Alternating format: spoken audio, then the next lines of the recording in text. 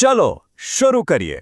આજે આપણે માર્કેટિંગના મોટા સિદ્ધાંતોને એકદમ સરળ અને પ્રેક્ટિકલ ગાઈડમાં ફેરવીશું। આપણે એક સ્થાપકની જેમ વિચારીશું અને જોઈશું કે કેવી રીતે એક આઈડિયાને એક સફળ પ્રોડક્ટમાં ફેરવી શકાય। બસ આ જ એ સવાલ છે જ્યાંથી કંઈક મોટું કરવાની શરૂઆત થાય છે, ખરું ને? તમારી પાસે એક જોરદાર આઈડિયા છે, પણ તેને બજાર સુધી લઈ જવાની અસલી સફર તો હવે શરૂ થઈ છે। તો પહેલું પગલું કયું છે? કોઈ પણ પ્રોડક્ટ શરૂ કરવા માટે અમુક બેઝિક સાધનોની જરૂર પડે જ છે, અને માર્કેટિંગની દુનિયામાં આ સાધનોના સમૂહને માર્કેટિંગ મિશ્ર કહેવાય છે। સમજી લો કે આ તમારી સફળતાનો પાયો છે। સાવ સરળ શબ્દોમાં કહીએ તો આ એ 4 મુખ્ય વસ્તુઓ છે જે તમારા કંટ્રોલમાં છે અને જેનાથી તમે ગ્રાહકોને પ્રભાવિત કરી શકો છો। એ છે પ્રોડક્ટ, પ્રાઇસ, પ્રમોશન અને પ્લેસ, જેને આપણે 4 P's તરીકે પણ ઓળખીએ છીએ। ચાલો તેમને એક એક કરીને સમજીએ। ચાલો એક ઉદાહરણ લઈએ। માની લો કે આપણે એક ટકાઉ, ફરીથી વાપરી શકાય તેવી પાણીની બોટલ બનાવી રહ્યા છીએ। તો પ્રોડક્ટ એટલે શું? તેની ડિઝાઇન કેવી હશે? તે શેમાંથી બનશે? તેની ક્વોલિટી, તેની બ્રાન્ડિંગ કેવી દેખાશે? આ બધા જ નિર્ણયો અહીં લેવાય છે। હવે આપણી એ પાણીની બોટલની કિંમત કેટલી રાખવી જોઈએ? શું તે એક પ્રીમિયમ પ્રોડક્ટ હશે કે પછી બધાને પોસાય એવી? યાદ રાખજો, કિંમત ખાલી એક આંકડો નથી, તે તમારા પ્રોડક્ટની વેલ્યુ પણ દર્શાવે છે। તો લોકોને આપણી આ શાનદાર પાણીની બોટલ વિશે ખબર કેવી રીતે પડશે? શું આપણે સોશિયલ મીડિયા પર જાહેરાત કરીશું? કે પછી કોઈ ઇન્ફ્લુએન્સર સાથે કામ કરીશું? કે સ્ટોર્સમાં કોઈ સ્પેશિયલ ઓફર આપીશું? આ બધું જ પ્રમોશન સ્ટ્રેટેજીનો ભાગ છે। અને છેલ્લે, આપણી બોટલ મળશે ક્યાં? શું તે ફક્ત ઓનલાઈન વેચાશે કે પછી સુપરમાર્કેટ અને સ્પોર્ટ્સ સ્ટોર્સમાં પણ ઉપલબ્ધ હશે? તમારું પ્રોડક્ટ યોગ્ય સમયે, યોગ્ય જગ્યાએ હોવું એ જ તો સફળતાની ચાવી છે।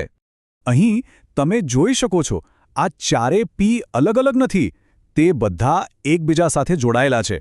એક મજબૂત માર્કેટિંગ વ્યૂહરચના ત્યારે જ બને છે જ્યારે પ્રોડક્ટ, પ્રાઇસ, પ્રમોશન અને પ્લેસ વચ્ચે એકદમ પરફેક્ટ સંતુલન હોય। સરસ, તો હવે આપણી પાસે માર્કેટિંગના પાવરફુલ ટૂલ છે, પણ આ ટૂલ્સનો ઉપયોગ કોના પર કરવો? હવે આવે છે સૌથી અગત્યનો સવાલ, આપણે આ પ્રોડક્ટ કોના માટે બનાવી રહ્યા છીએ? યાદ રાખજો, દરેક જણ તમારો ગ્રાહક નથી હોતો। આને કહેવાય છે બજાર વિભાજન, એટલે કે માર્કેટ સેગમેન્ટેશન। દરેકને વેચવાની કોશિશ કરવાને બદલે તમે તમારા પ્રયત્નો એવા ચોક્કસ લોકોના ગ્રુપ પર કેન્દ્રિત કરો છો જેમને તમારા પ્રોડક્ટમાં સૌથી વધુ રસ હોય। આનાથી તમારા પૈસા અને સમય બંને બચે છે અને અસર અનેક ગણી વધી જાય છે। તો આ માર્કેટને વિભાજિત કરવાની 4 મુખ્ય રીતો છે। ભૌગોલિક, એટલે કે લોકો ક્યાં રહે છે। ડેમોગ્રાફિક, એટલે કે તેમની ઉંમર, આવક શું છે। સાયકોલોજીકલ, જે તેમની જીવનશૈલી અને વિચારસરણી વિશે છે।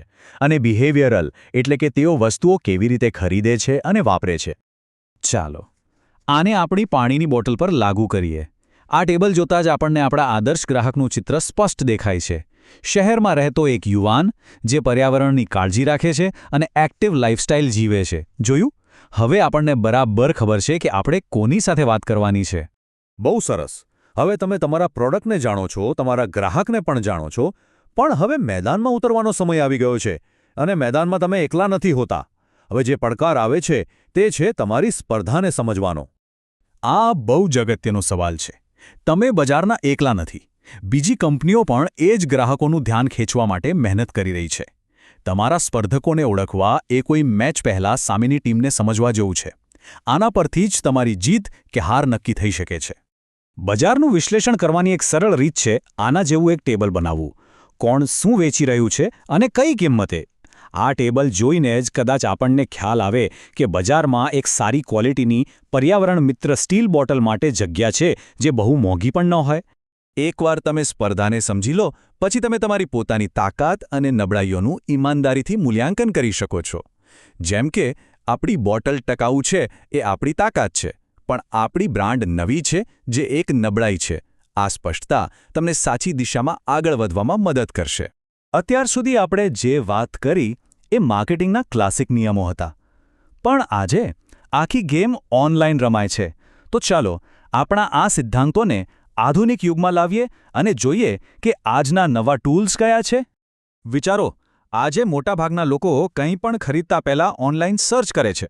એસઈઓ એટલે કે જ્યારે કોઈ ગ્રાહક ટકાઉ પાણીની બોટલ સર્ચ કરે ત્યારે તમારું પ્રોડક્ટ સર્ચ રિઝલ્ટમાં ઉપર દેખાય. જો તેઓ તમને શોધી જ ન શકે તો જાણે તમારું અસ્તિત્વ જ નથી. આ છે એસઈઓની તાકાત. આપણા યુવાન પર્યાવરણ પ્રેમી ગ્રાહકો ક્યાં સમય પસાર કરતા હશે? મોટે ભાગે ઇન્સ્ટાગ્રામ પર. સોશિયલ મીડિયા માર્કેટિંગનો અર્થ જ એ છે કે જ્યાં તમારા ગ્રાહકો પહેલેથી જ હાજર છે ત્યાં પહોંચો અને તેમની સાથે સંવાદ કરો. આ જ સ્માર્ટ માર્કેટિંગ છે. આનો અર્થ માત્ર મારી બોટલ ખરીદો એવું કહેવાનું નથી. આનો અર્થ છે કંઈક મૂલ્યવાન માહિતી આપવી. દાખલા તરીકે, તમે પ્લાસ્ટિકનું પ્રદૂષણ ઘટાડવાની 5 રીતો પર એક બ્લોગ લખી શકો છો.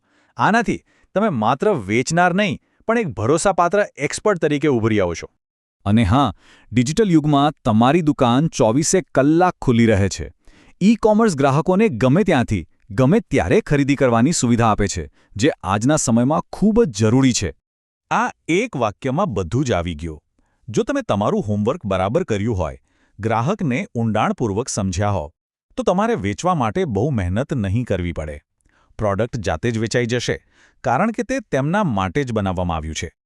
તો માર્કેટિંગની આ આખી પ્લેબુક હવે તમારા હાથમાં છે. તમારી પાસે ટૂલ્સ છે, સ્ટ્રેટેજી છે અને એક દિશા પણ છે. હવે સવાલ ફક્ત એક જ છે. આ જ્ઞાનનો ઉપયોગ કરીને તમે શું બનાવશો? તમે દુનિયામાં કયો બદલાવ લાવશો?